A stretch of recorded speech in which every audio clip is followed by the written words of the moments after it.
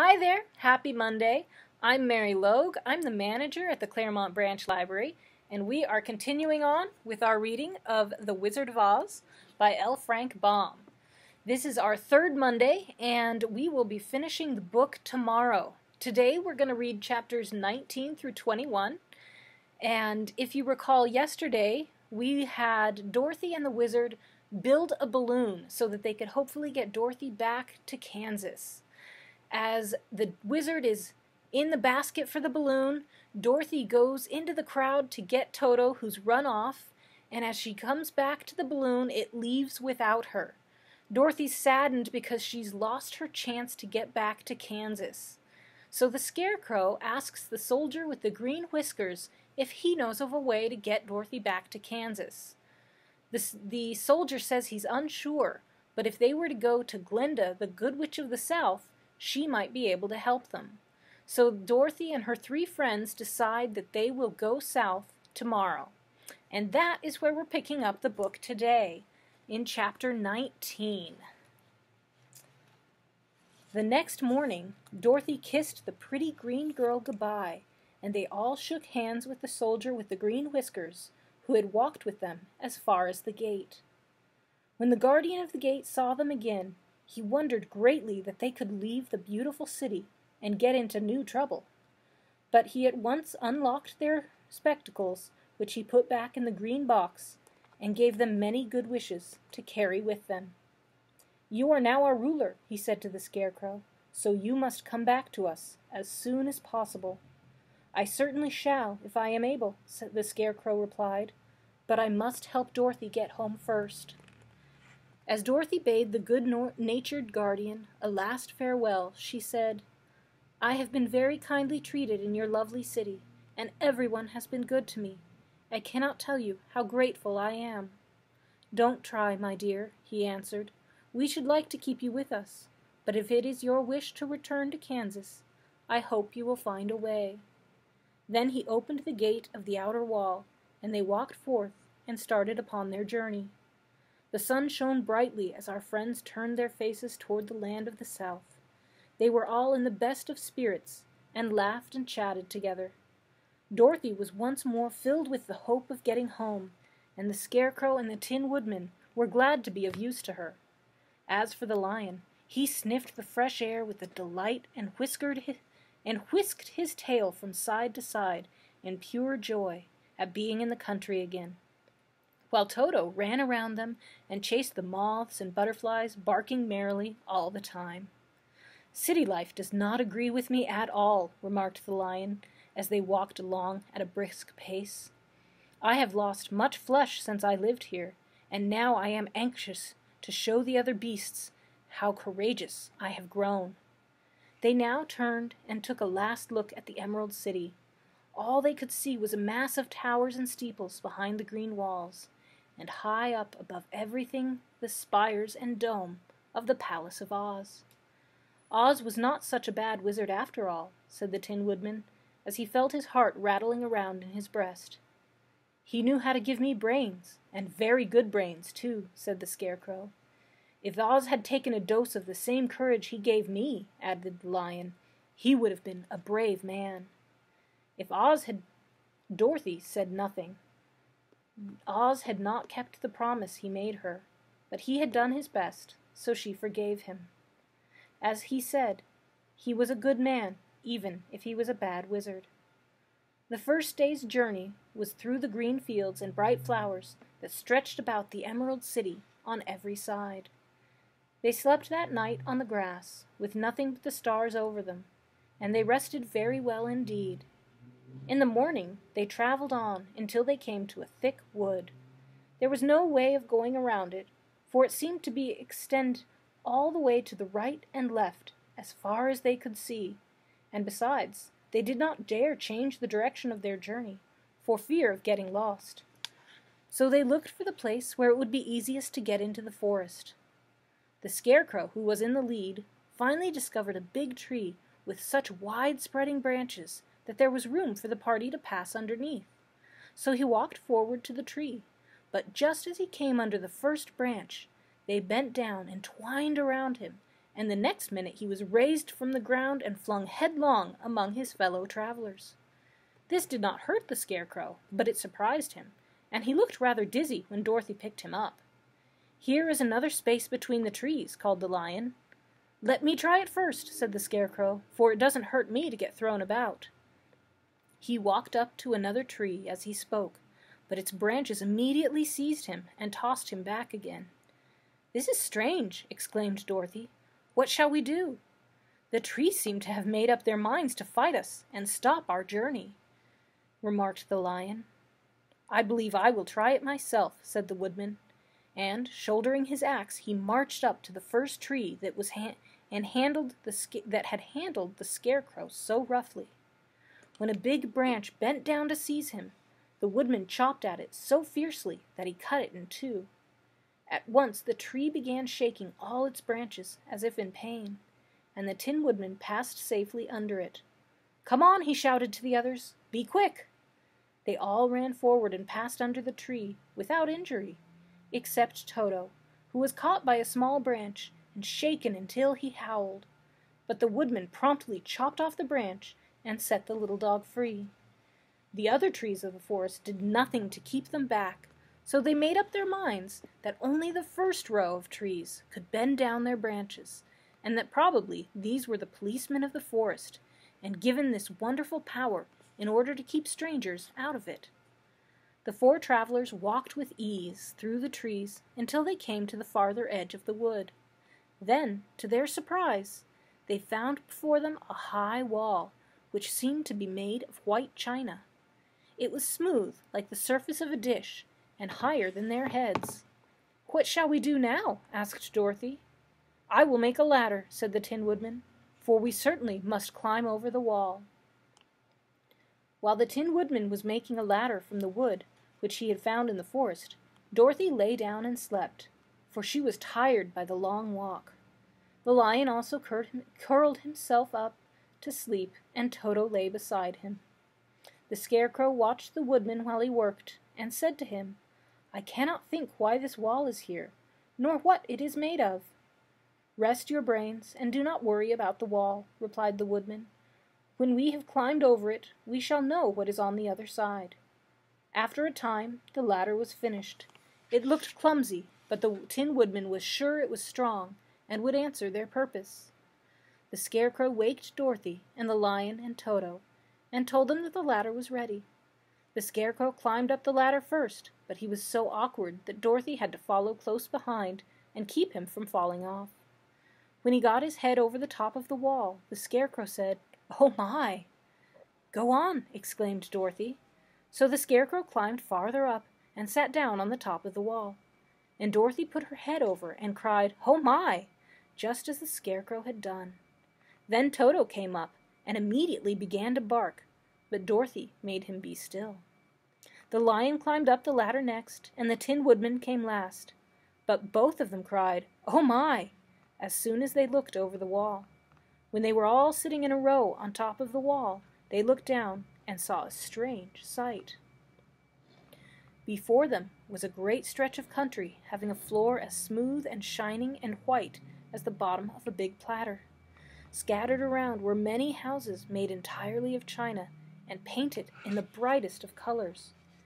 These houses were quite small, the biggest of them reaching only as high as Dorothy's waist. They were so pretty. There were also pretty little barns with china fences all around them, and many cows and sheep and horses and pigs and chickens, all made of china, were standing about in groups. But the strangest of all were the people who lived in this queer country.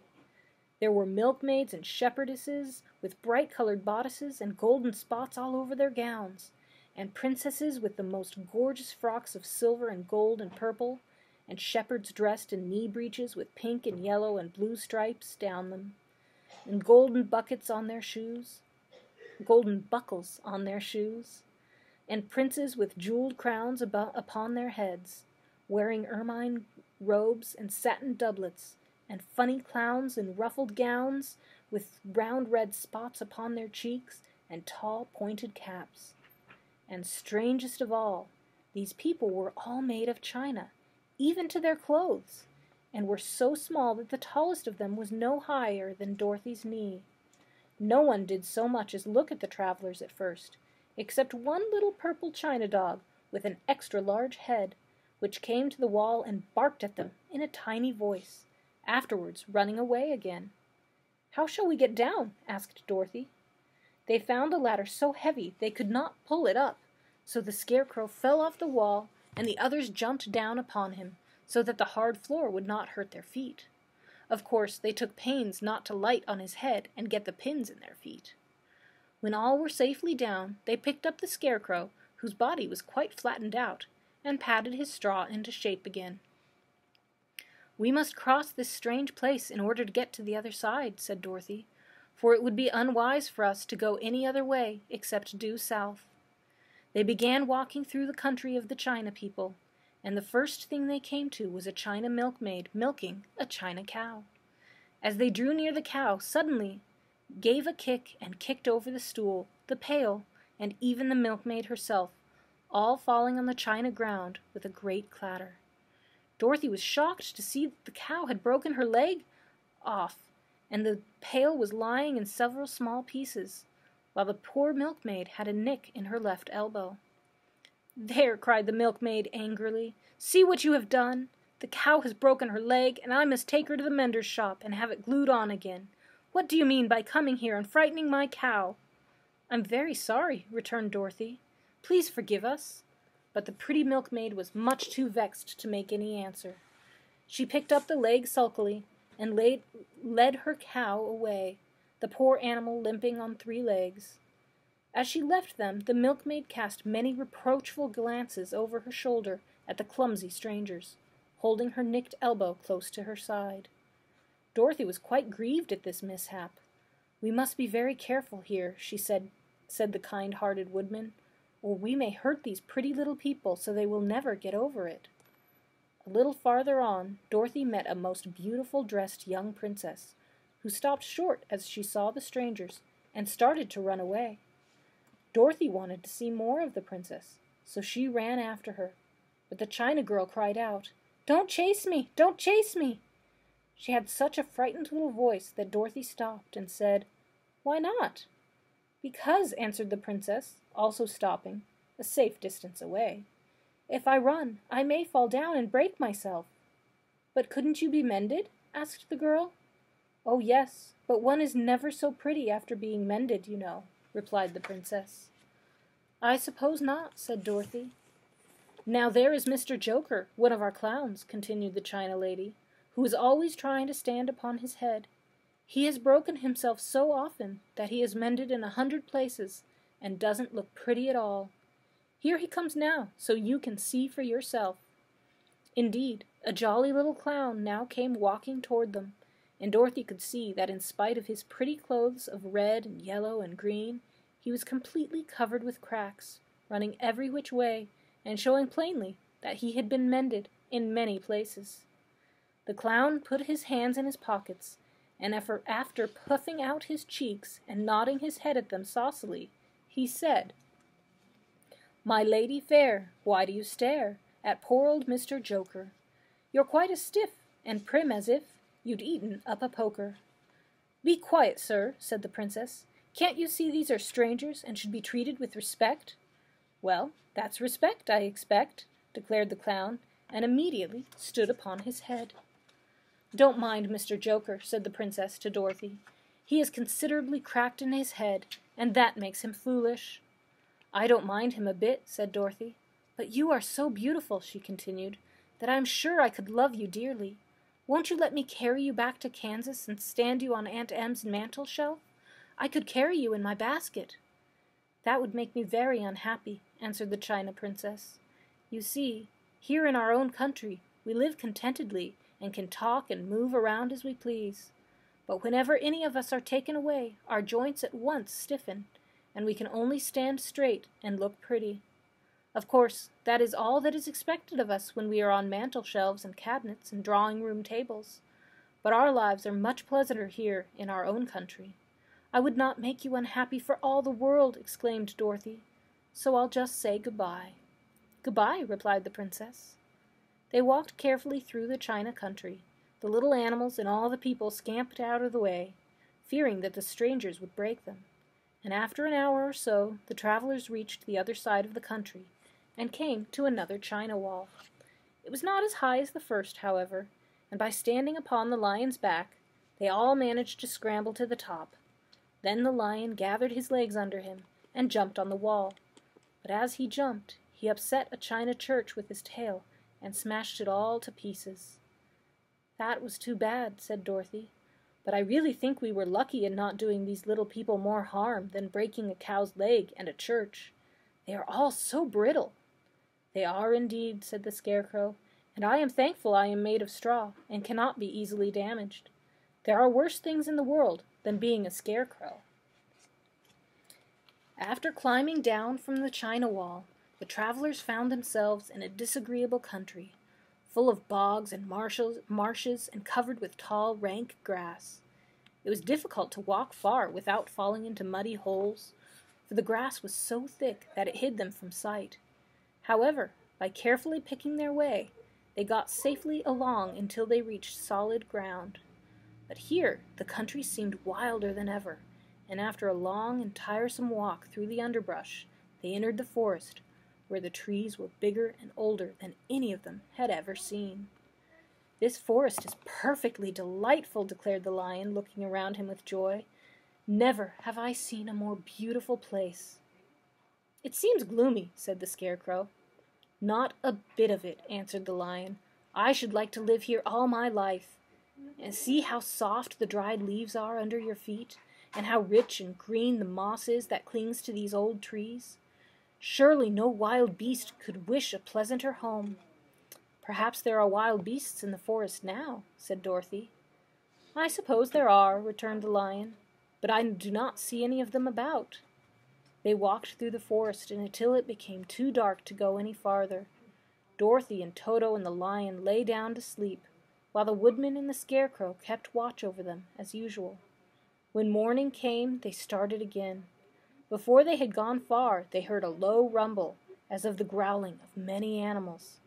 Toto whimpered a little, but none of the others was frightened, and they kept along the well-trodden path until they came to an opening in the wood, in which were gathered hundreds of beasts of every variety. There were tigers and elephants and bears and wolves and foxes and all others in the natural history, and for a moment Dorothy was afraid. But the lion explained that the animals were holding a meeting, and he judged their snarling and growling that they were in great trouble. As he spoke, several of the beasts caught sight of him, and at once the great assemblage hushed as if by magic. The biggest of the tigers came up to the lion and bowed, saying, "Welcome, O King of the Beasts! You have come in good time to fight our enemy and bring peace to all the animals of the forest once more." "What is your trouble?" asked the lion quietly. "We are all threatened," answered the tiger, "by a fierce enemy which has lately come into the forest.